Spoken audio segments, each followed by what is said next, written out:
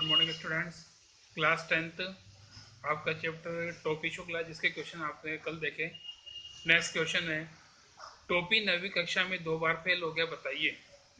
First, Jain होने के बावजूद भी कक्षा में 2 बार फेल होने के क्या कारण थे?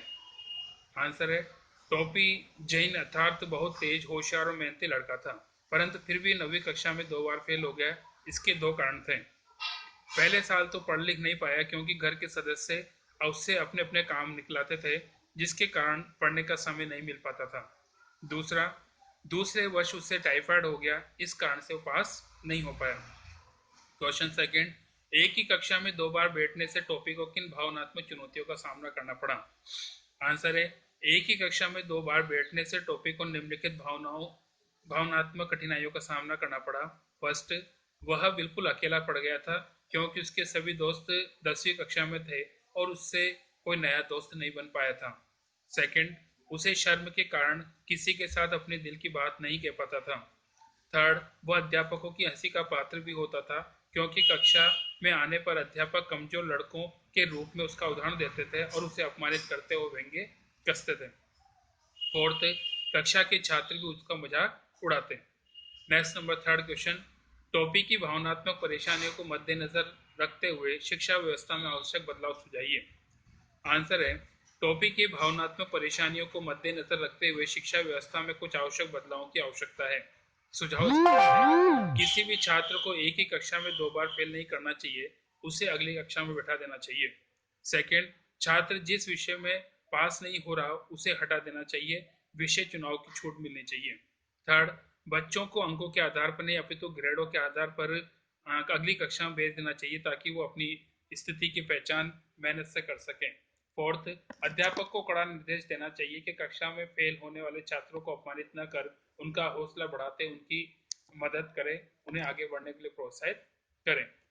नेक्स्ट क्वेश्चन है 11, इरफान की दादी के मायके का घर कस्टोडियन में क्यों चला गया? कस्टोडियन का अर्थ ऐसे विभाग से जो ऐसी संपत्ति का संरक्षण देता है जिस संपत्ति का कोई भी मालिकाना हक नहीं होता।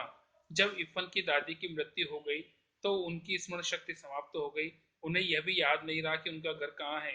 उनके सारे घर वाले कराची में रह रहे थे, जो इसलिए अब उनके घर का कोई वारिस न रहा तो उनके मायके का घर कस्टोडियन में चला गया। नेक्स्ट क्वेश्चन एस्ट्रा, टोपी शुक्ला पाठ की दादी बेटे की शादी में गाने बजाने की इच्छा को पूरा क्यों नहीं कर सकी? आंसर है, दादी एक मौलवी की बेगम थी। एक पक्के मौलवी के घर में गाना बजाना नहीं हो सकता था। बेटी की शादी के अवसर पर बेटे की शादी के अवसर पर दादी का दिल गाने बजाने के फड़का, पर वो अपनी इच्छा पूरी नहीं हो सकी। अपनी इस इच्छा उसने इरफान की छठी अर्थात जन्म के छठे दिन पर पूरी कर पाई। नेक्स्ट क्वेश्चन, प्रेम न जाने जात पात, प्रेम न जाने खिचड़ी भात, पंक्ति का अर्थ टोपी शुक्ला पाठ के आधार पर स्पष्ट कीजिए। प्रेम किसी जाति पाति धर्म संप्रदाय को नहीं मानता और न ही खान पान रहन सहन या अन्य किसी भेद को मानता है। इरफान की दादी कट्टर मौलवी थी, उनके ससुर और पति मौलवी थे, फिर भी वो टोपी को स्नेह देती थी। जबकि टोपी हिंदू परिवार से संबंधित था। टोपी के घर वालों को मुसलमानी शब्द और उसके दोस्ती से नफरत थी, फिर भी इरफान की दादी से वो स्नेह करता था और साथ में इरफान और टोपी का अटूट रिश्ता था। नेक्स्ट क्वेश्चन, इरफान की दादी का हर शब्द टोपी के लिए महत्वपूर्ण क्यों था? इरफान की दादी टोपी से बहुत प्यार करती थी, दोनों की बोली ही नहीं दिल भी मिलता था। यही कारण था कि टोपी इरफान की दादी से एक एक बात बड़े ध्यान से सुनता था और अपने मन में उतार लेता था।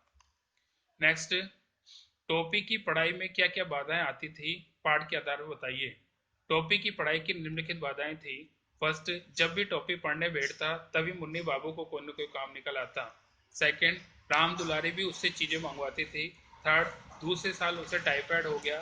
तीसरे साल पिता चुनाव में खड़े हो गए, घर में पढ़ाई का माहौल न रहा और टोपी ने निश्चित कर लिया था कि वो हर हाल में पास होकर दिखाएगा, इसलिए 9वीं कक्षा में 3rd डिवीजन पास हुआ।